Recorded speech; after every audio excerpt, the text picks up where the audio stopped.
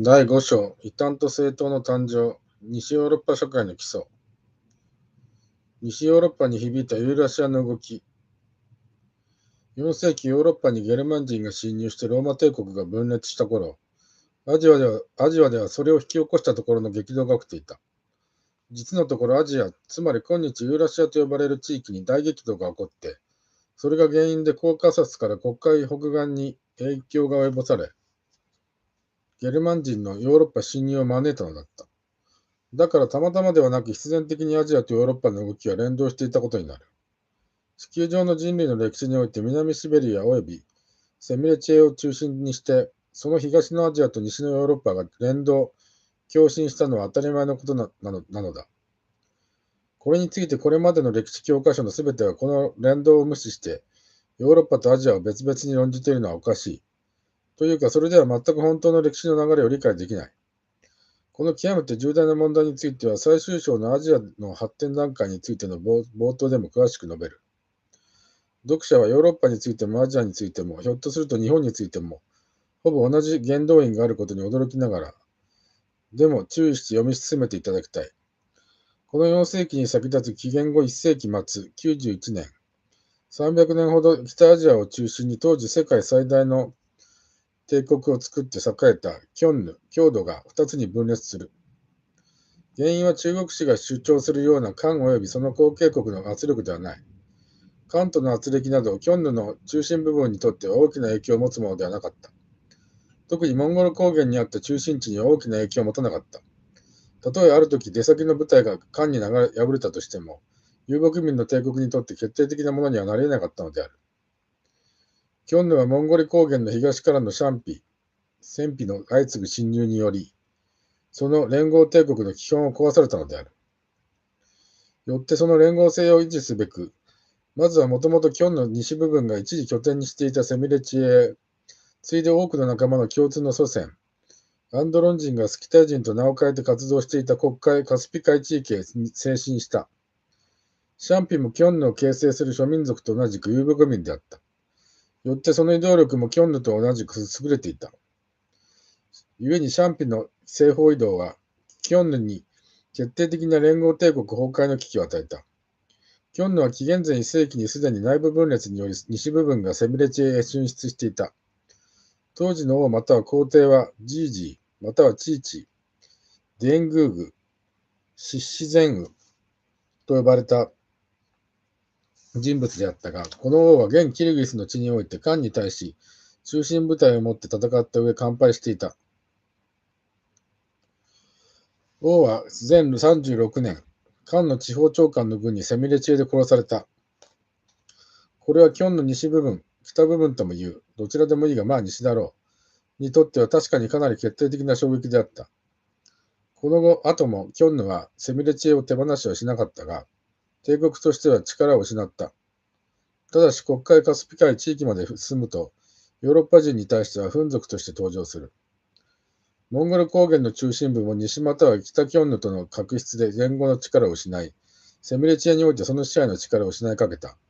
元仲間のキョンの西部分に合流し始める。そこでさらにシャンピが東方から押すことで、遅くとも紀元後2世紀には、キョンの帝国を形成していた遊牧民たちは、旧アンドロン人、旧スキタイ人に対する新規補充部隊のごとくコーカサス及び黒海地方へ押し寄せたのであった。もちろん3世紀まで存続した大連合帝国アスカ・パルテアがなくなったことは大きな影響を持った。アスカはカスピ海東北方面やコーカサス北方には政治的支配権は持てなかったものの、カスピ海沿岸やコーカサスに大きな影響を持っていたことは間違いなかった。ゲルマン人は旧キョンヌグループが来る前からカスピ海東北方面やコーカサスにいたわけだが、元はといえば同じ根源を持つ騎馬遊牧民であったので、紀元後も状況に応じて連合した。それがパルテアメ滅亡、キョンヌグループが西へ登場したことで、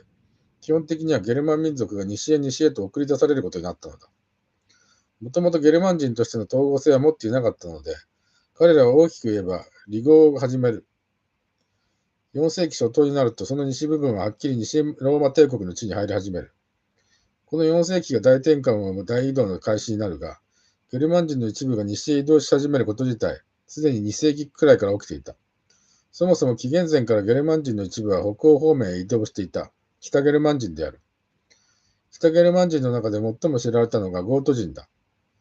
ギョエテ、ゲーテとも呼ばれた彼らは、北欧のイエテボリ、ギョエテボリ、ユトランド、ゴートランドなどの地名にその名を残し、力強いとか機械などかいう意味を持つ形容詞ゴシックの元となった。北欧の古ゲルマンの文字、ルーン文字も彼らのものだとされる。ということは、スウェーデンであるか、ポーランドであるか、デンマークであるか、いずれにしても北欧で活動し、この時すでにゴート人と呼ばれたわけだ。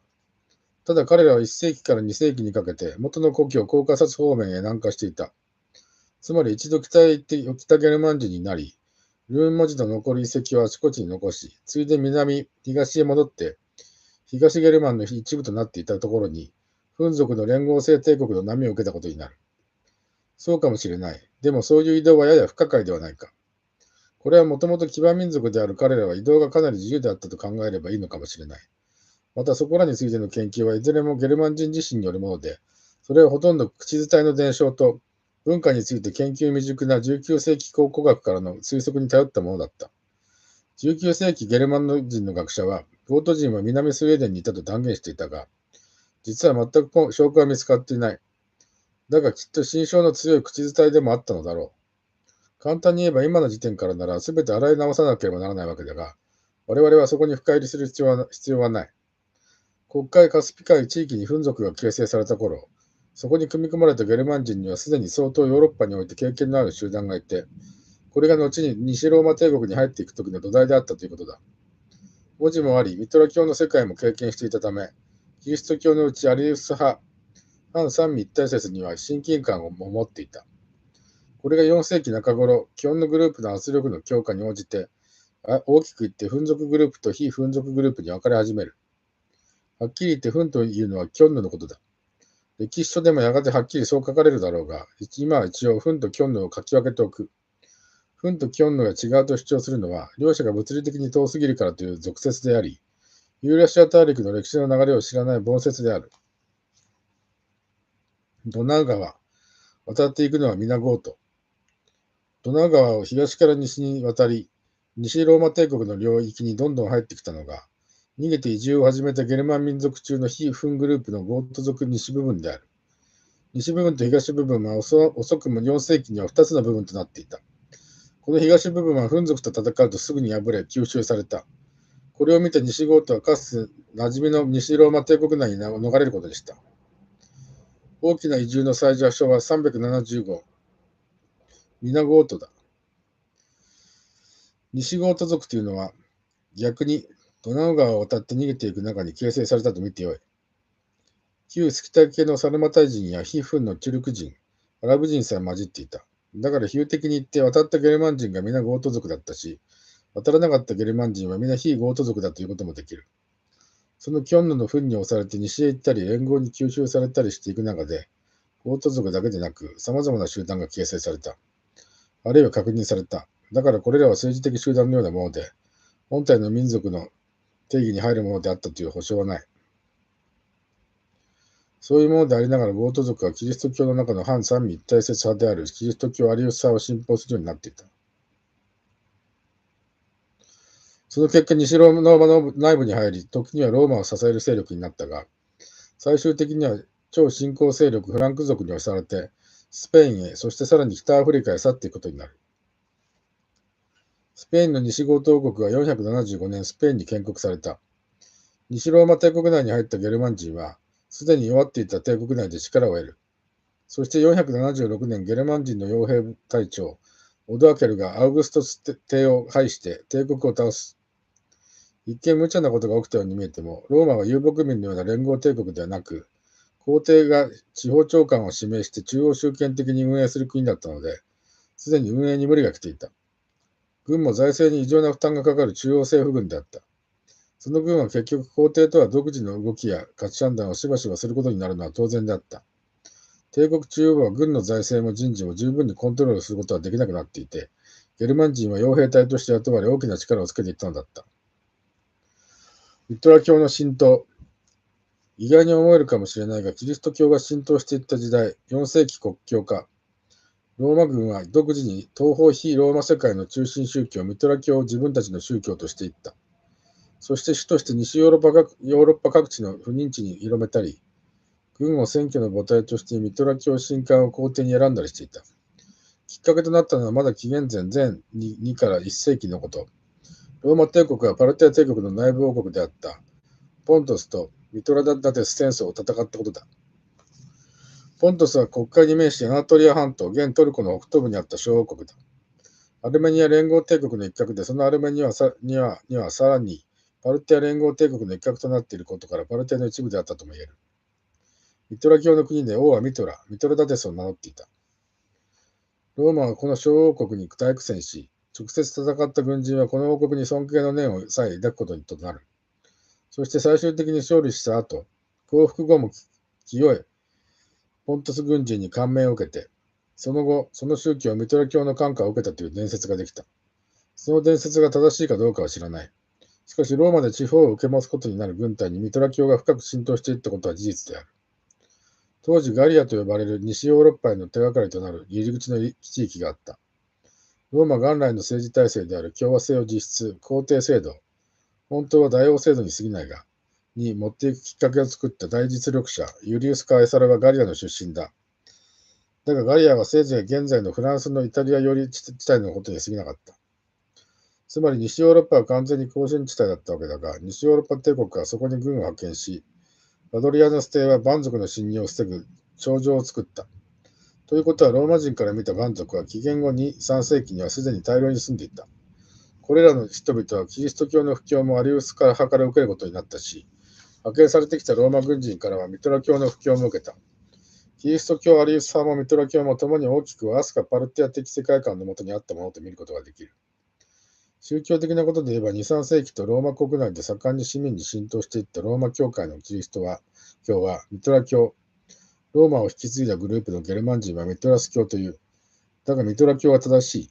の重要要素を奥義に取り入れて、ミトラ教の影響を残している市民に浸透を図っていた。その要素としては象徴としての十字架、クリスマスなどである。ローマ教会によるこれらミトラ教の利用または偽存は、宗教学的に検討すれば疑問の余地なく明らかなことである。反論はあり得るわけはない。キリスト教はミトラ教の土台によって成立したのである。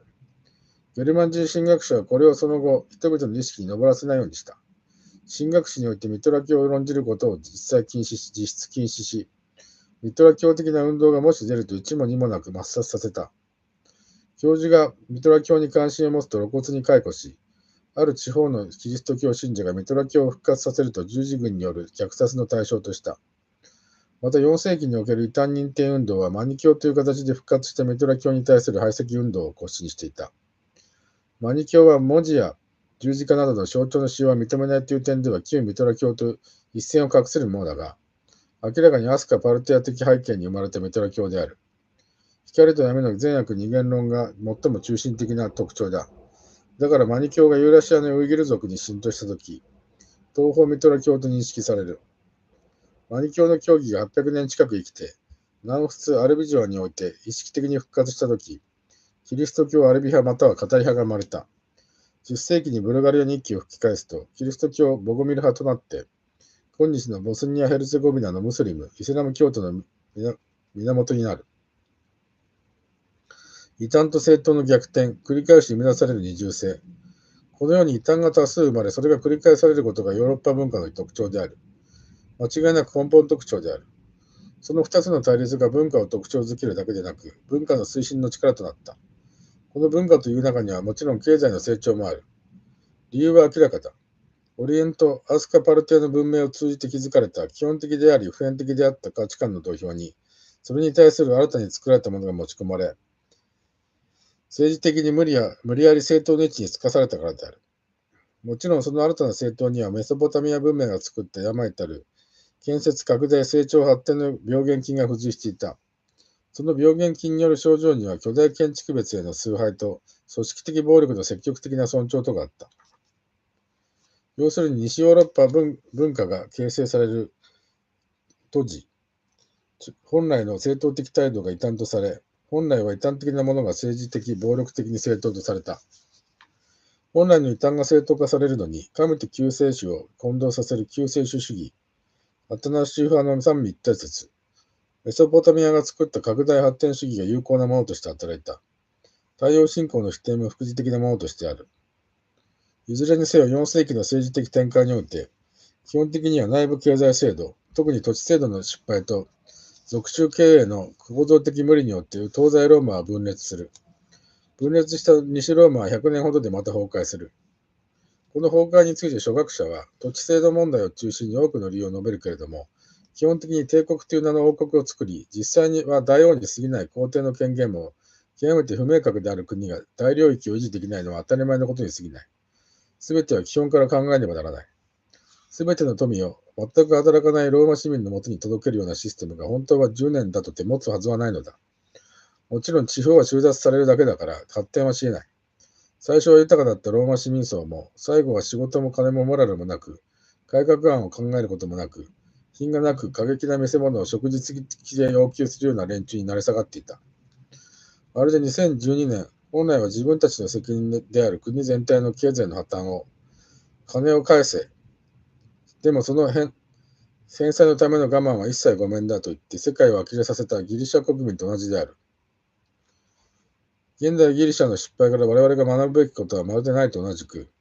古代ローマの失敗から我々が学ぶべきものもない。ローマ史を学んで何か現代社会への教訓を得ようなどという話は、日本人はそういう話が好きだが、基本からナンセンスなのである。彼らは自己の領域にした地域にそれなりの発展のために必要な自主権も与えず、ちゃんとしたローマ的指導も与えず、よって発展が善だとしても、私は必ずしもそう思っていない。発展の契機も与えず、円形劇場や水道橋や道路など必要というより虚飾に過ぎないものを作り出し、後世に残した。結局、ローマとは虚飾の残骸、無残な過剰、それだけである。そのうちの西ローマが滅んだとき、ゴート人らに比べてやや弱小だが、ローマには比較的協力的だったフランク族というグループが後継に浮上した。そして王クロービスは三位一体説のアタナシウス派に改宗する。クロービスは改宗して、西ローマ貴族を物質的に庇護した。そして無理やりに正当性を手に入れたのであった。それまで没落西ローマの最強協力者といえば、勢力的には西ゴート族であった。しかしここで中心はフランク族に変わった。この後、ローマ教会の正当のお墨付きを得たフランク族は、先輩西ゴート族だけでなく、異端と異教徒を駆逐して、西ヨーロッパの中心に座る行動をとっていくことになる。異端と異教徒といったが、前者はメソポタミア救世主信仰においては正当であるべき、救世主は救世主であって神そのものではないという信仰、思想の持ち主だし、異教徒というのはアスカ・パルティア的世界では正当であるミトラ教的価値観の継承者たちである。はっきり言ってどちらもそちらの方が一般には正当なのだ。したがって西ローマからフランク族への正当継承権は、異端から異端への無理やりの権力移譲だったことになる。西ローマからフランク族への正当権継承は、異端から異端への無理やりの権力移譲だったことになる。一般的には正当な者たちを無理やりに異端に置いたのだから、それはそもそも無理なことである。異端や異教徒を一旦抹殺しても、すぐに本質的にそれを継承する者が現れ出るのは当然だ。つまりヨーロッパには社会構造的に二重性が生まれたのだ。だからキリスト教がヨーロッパを作ったとか簡単に言う者がいるが、それは正しくない。キリスト教アタナシウス派、あるいはローマ教会がかつての正当者を悪魔と呼んで異端視したものの、自分たちの方が元来は少数派であったから対立の恒常的二重性を作り出すことになり、それを社会が固定したのだ。これを比喩的に言えば、唯一一神教であるべきキリスト教が唯一神を押し出す前に多数の異端神、あるいは多数の悪魔存在を作り出したのである。この二重性は当然社会に緊張を与える。そしてこの緊張は発展という方向に関しては逆にプラスに働くことになるのであった。緊張からのみ発展が生まれる。社会内部に異質物があるということは、簡略に言えば社会内部に A と B という2グループがあることになる。経済というものはことに公益の場合、完全に均質な内部から全く発展しない。言うまでもなく貨幣のような存在が生まれ出ることはあり得ない。そういう安定性が逆に社会の基本なのである。ポランニ派経済人類学は最初からそれを言ってきた。日本とヨーロッパのように内部に恒常的異質物を抱える社会は内部的発展の要素も抱えるのである。暗点にはマイナスで発展にはプラスである。ケルト人とフランク族の謎。ところでいきなり西ヨーロッパの中心に登場したゲルマン人フランク族のことである。ゲルマン人はパルティア帝国が終わったあたりからコーカサスから集団的に西ヨーロッパに侵入し始めたが、前述したように、実はその前の紀元前からまずは北ヨーロッパへ進出していた。そこで彼らは後のチェルク文字に酷似したルーン文字を作った。北ゲルマン人はフランク族の西ヨーロッパ支配が確立したあたりから次第に南下を開始、キリスト教的には未開の仲間として接触し合うことになる。フランクやゴートに比べればヨーロッパ原住民であるし、ヨーロッパ原住の非キリスト教徒という意味でしかないケルト人の範疇に加えられてしまうこともあった。実際ケルト人と呼ばれる人たちがあちこちに住んだことがあって、その名残を各地のケルト博物館で研究していると言っても、ケルト人がどういう共通性を持つ民族なのかということは全くはっきりしない。というより、3世紀以降のゲルマン人以外でフランク王国確立期くらいまでの非キリスト教徒は皆ここに放り込んでいるといったずさんな定義しかない。要するにケルト人という一つの民族がいなかったのである。ケルト人たちを殺してしまった主流派ゲルマン人が反省と謝罪と鎮魂と郷愁を込めてケルト人というイメージを作ったものだ。これは聖徳太子一族を殺した大和朝廷主流派が聖徳太子を祀り上げるのと同じ構造である。そこでフランク族であるが、ゲルマン人がスキテイの一部としてコーカサスにいたときは、フランク族という集団などまるでいなかった。フランク族は西ヨーロッパのゲルマン人が混乱して、ポストローマ帝国貴族の位置が争われることになった3世紀に歴史に登場する。あっさり言えば、そのための混成グループだ。その中心はもちろん元はコーカサスにいた東ゲルマン人だが、スキタイ系のサルマタイ人、チュルク人なども中心の一つとして混入していた。したがって、はっきりしたフランク民族としての文化的特徴もあるわけもなかった。当然、貴族意識など最初はなかった。だが、混乱の世界を生き抜く政治的目標を一つにする集団として、意識的に戦場のマナーや旗差し物などを強固に統一して、もともとの違いを無視せずに表面だけ断固として強調し、率直に振る舞うことをお互いに意識した。そこから率直にという意味のフランクという言葉が生まれた。嘘のようだが本当の話である。フランク族による最初の王朝メロビング朝の王クロービスは、サリー人、族という集団から出たのだが、このサリー人のゲルマン人的出自も正確にはわからない。フランク王国メロビング朝。かくしてフランク王国メロビング朝は、西ローマ帝国の名前ばかりの正当性を引き継いで成立した。だが名ばかりであっても、異端や異教徒を暴力的に排除できる権利を手に入れたことが重要である。私は若い頃、ゲルマン人はもともと狩猟民族だから攻撃的なのだという俗説をよく聞いたものである。そのことはなんと一部ヨーロッパ史の専門家からも聞いたことがある。それはおかしい。ゲルマン人はもともと遊牧民であるが、遊牧民は単純な狩猟民というのとは違う。遊牧民は騎馬民族ということにもなるが、いつも馬で戦闘しているわけではない。戦闘時に極めて戦闘的であることはあるだろうが、だから常に暴力的だということはない。本書でしばしば指摘しているように、むしろ政治的には常に融合的で連合形成的なのである。だから農耕民よりはるかに高い確率で大帝国を作り得る。フランク族の攻撃性は異端と正統をぶつけ合わせる構造の4世紀ヨーロッパが作り出したものである。一旦メロビング朝フランク王国481から751が形成されると、フランク族はその元々の右合性を暴露することになる。敵を撲滅するという本質が働かなくなるのだから、それは仕方がない。キリスト教もそれほど民衆に広まることはなかった。キリスト教会がヨーロッパの村々にしっかり建設されるのは、フランク王国ができた5世紀や6世紀のことではない。彼らフランク族はフローマ人から政党のお墨付きはもらったが、経済力はもらわなかった。だから教会が建設され村の広場が充実するのは、早くて9世紀くらいのことなのだ。我々が観光で見に行く大教会はせいぜい10世紀の創建である。ドイツやフランスではそうである。スペインの場合は西ゴート人がアリウス派を持って入ったこと、および7世紀には早くもイスラム勢力の侵入があったことから、逆にキリスト教は民衆に比較的強く意識された。よって教会の建設にも少し早いものがある。つまりフランク王国は十字軍、11世紀から15世紀中頃までの時代は、内部で分裂構成を繰り返す形で国力の増進を行っていた。イスラム勢力やコーカサス以東の勢力と抗争が起きなかったからいいものの、ひとたび東にいる元フン族の仲間とぶつかったらひとたまりもないものだった。ただそれが起きなかっただけである。すでにスペインは711年にイスラム勢力圏になっていたが、たまたま偶発的にフランス王国とイスラムがぶつかったことがある。732年、南仏のツールとポワチエ間の戦いである。これはイスラム帝国のウマイヤ朝が1031年までスペインを支配していたものだが、総督が勝手に明らかに帝国全体の決定ではない。帝国全体はこの時、コーカサスのカザル帝国との戦いで消耗していた。支配下の騎馬攻撃民族、ベルベル人の騎兵を使ってフランスに小遣い稼ぎに侵入しようとしたものである。それでもイスラム側は12から13もの勢力を揃えた。主力は騎兵である。これに対するフランク王国の軍は農民をかき集めて、鎧や刀、桑を与えての数万だった。本来、勝敗の行方は分かりきっていた。イスラム側はフランク王国を破壊しに来たのではない。その頃、マジャール人、ハンガリー人がよくやっていたように、金品のかせめ取りに来たのである。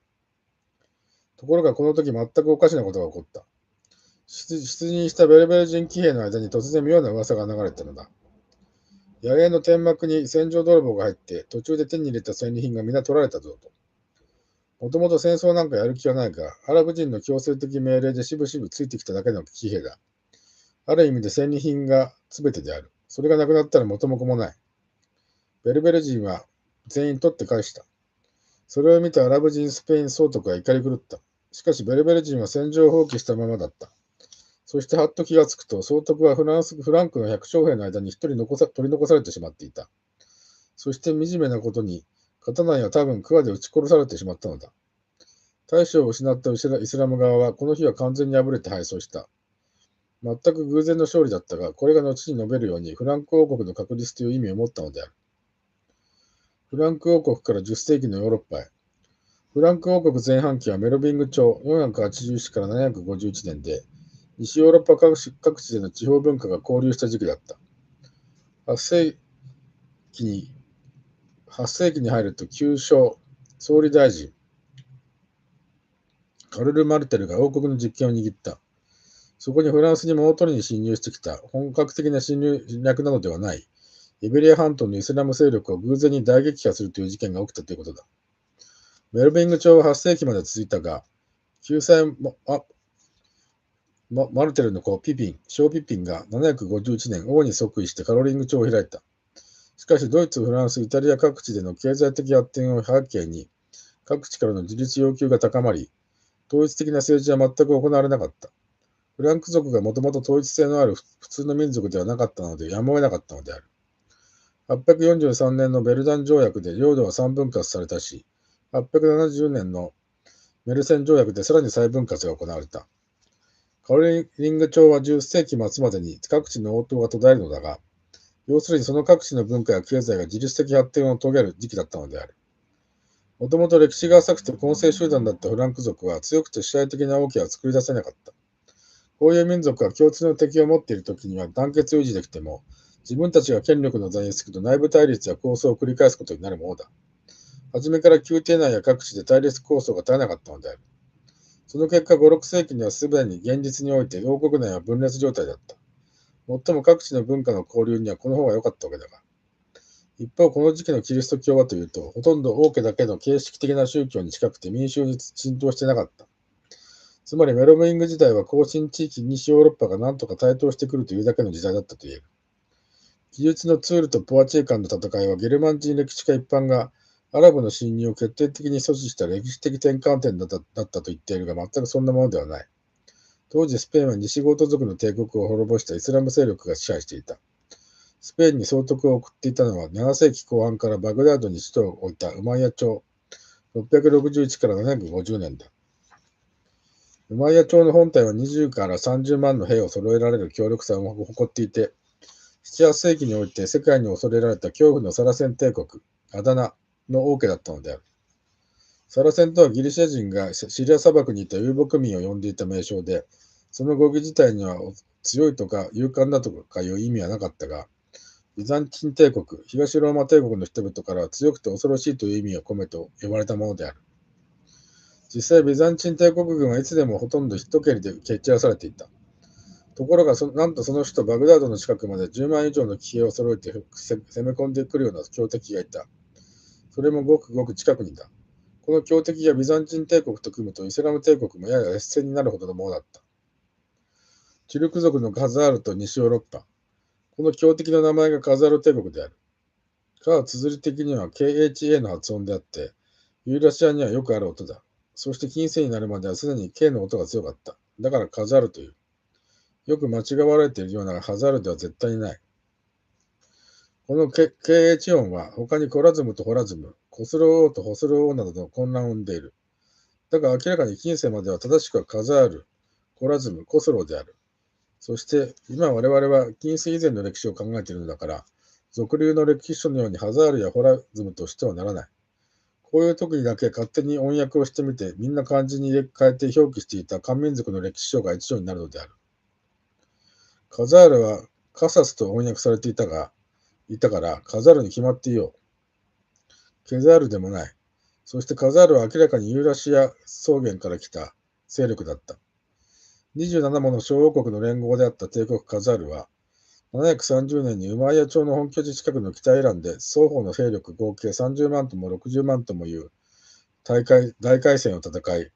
自らの皇太子を戦闘で失いながらもウマイヤ朝を破った。今日の北イラン、アルダービルの地である。アルダービルで戦ったということはイスラム側から見て、コーカサスはすでに突破されていたことになる。しかしカザール帝国もついにバグダードは奪えず一旦後退した。そしてまたすぐ後にイスラムの反撃や追撃を受けていた。つまりイスラムとカザールの両者は8世紀厳しく長い戦争の時代にあったのだ。当時カザールの首都はカスピ海北西部沿岸のイテルにあった。遊牧民の伝統にのっとり、イテルは二重の都市の一翼であって、もう一つカザランという二つ目の都市を重ね持っていた。これをまとめてイテルカザランという。イテルカザランという。後にカザール帝国の幕僚にいたマジャール人、ハンガリー人が真似て作ったブダペストと同じである。そしてこの首都はバグダードにも近い。バグダードとイテルカザランは、コーカサス地方を挟むだけである。つまり、ウマイヤ朝のイスラム帝国は出先のスペインのそのまたさらに先のフランスなどに出ていく関心も利害も全くなかったことははっきりしている。北アフリカをずっと西へ進んでやっとスペインに入って、さらにめんどくさいピレネ越えをしてやっとたどり着く当時のメルビング朝の宮廷にあった財宝は、ビザンチンの財宝や金山や交易ルートを抑えていったカザールの財宝の足元にも及ぶはずもない。ウマイヤ朝が国策でメルビング朝攻撃を仕掛けるわけなどなかったのだ。ということは当時のフランスは前述したようにスペイン総督のアルバイトの侵略先だったということになる。だから、イスラムの兵13万のほとんどは北アフリカの非支配民ベルベル人だった。それでもカルル・マルテルの集めた農民の歩兵5、6万には簡単に勝てるはずだった。ところが戦闘当日、フランスにいわゆる神風が吹いて、先に述べていきさつでイスラム側が惨敗した。かくしてカルル・マルテルの偶然的勝利が確定し、御用歴史家が歴史的勝利だとしたいというわけだった。しかしこの結果が生んだもの自体は大きかった。カルル・マルテルは王国内で完全に権力を掌握して息子を国王にした。そしてさらに名目だけのものとはいえ、西ローマ皇帝の地位につけることになった。だから運は絶対に重要である。ところが日本の教科書までこのゲルマン人の検討を称賛している。このことは日本人歴史家の知性の程度、もちろん低さを示すものだ。ウマイヤ朝のスペインの出先は実質崩壊した。本国でもこの事件は一つの重要な契機となった。ウマイヤ朝本体は750年に崩壊。本国で惨殺されたウマイヤ一族の残党、アブドゥル・ラフマーン一世が、スペインのアンダルシア、グラナダ、コルドバ、セビリア、マラガなどに逃れて、ウマイヤ朝756から1031を開くことになる。ショーピピンが751年、教皇の承認のもとカロリング朝フランク王国を作るが、その後、カルル一世の時がカロリング朝の最盛期であった。カルル一世は800年に教皇から西ローマ皇帝の称号を受ける。カルル一世は現在のフランス語風にはシャルルと発音され、大帝であることを示す偉大なというあだ名がマーニュという。だから準現代フランス風にはシャルル・マーニュであるが、9世紀や10世紀のゲルマン人たちはすべてドイツ語に近い言葉を使っていたのであって、カルルと呼ぶのが正しかろこのカロリング朝の王が受け取った西ローマ皇帝の称号は10世紀になると、三分割されたフランク王国、王国の連合体ではないのだから帝国とは言うべきでなく王国である。のうちドイツ地域の王に許される称号となった。これらの法的正当性の認証はローマ教会が行った。そしてまとまった一つの王国にならなかったドイツ、オーストリア、イタリア地域では、地域教会のボスが領土の支配者となっていた。つまり聖職者が世俗の支配者ともなったとか、あるいは世俗の支配者が名前だけ司教に任命されるなどのことが多々起きたのである。かくてドイツ方面を中心に聖職者の領主と世俗者の領主が入り乱れて存在するため、世俗諸侯という子が生まれた。この結果としてキリスト教は初めて民衆に浸透していく。いわば権力を傘にして民衆の間に入っていったのが真実である。領主の下の民衆は、領主が自分の世俗利益のために信仰するのを見て、また集会場となる教会を建ててくれるのに乗じて次第に信者になっていった。だからメロビングの王がキリスト教アタナシファツ派に改宗したのが早くも4世紀であっても、都市や村にキリスト教会が実際に建設されるのはせいぜい9世紀、通常は10世紀くらいのことになる。ここに通常300年くらいのズレがある。観光で訪れるような立派な教会はごく一部を除いて、第一次十字軍、1096年から1099年が終わった11世紀から12世紀くらいのものが多いのだ。南仏スペインのキリスト教世界。ところで教会建設について言うなら、スペインにはいささか俗不思議より早いものがある。これには2つ理由があった。一つはフランク族に対抗していたゲルマン人西ゴート族が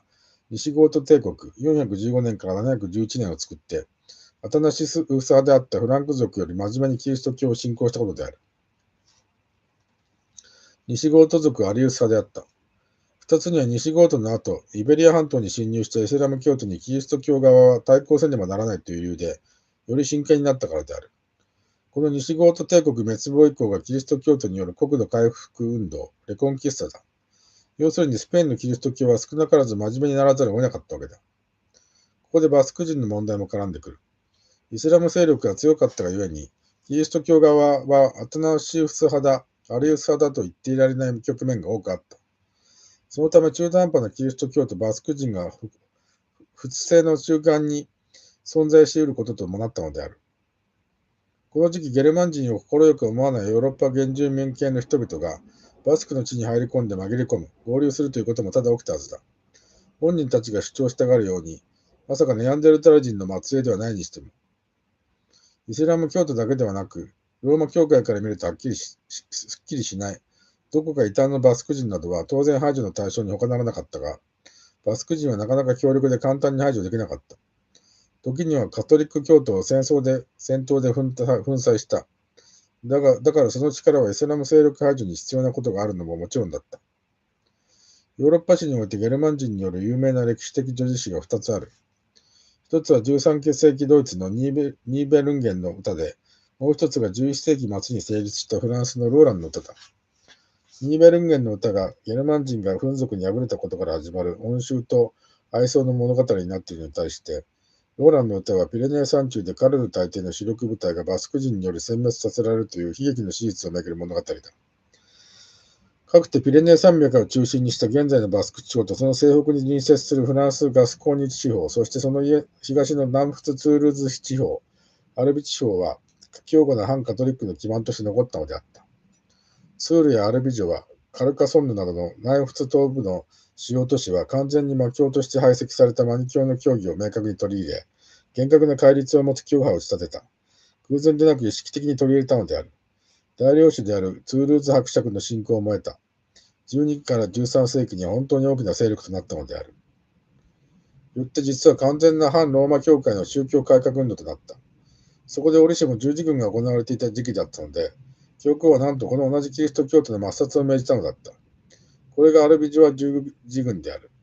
アルビジョアは反カトリックキリスト教徒の拠点だった。ここでの虐殺はゲルマン人が書きたくない歴史として残っている。ここで起きた無用な憎しみと残虐性に満ちた戦闘は、800年経って時のローマ法王が歴史的謝罪に訪れねばならないほどのものだった。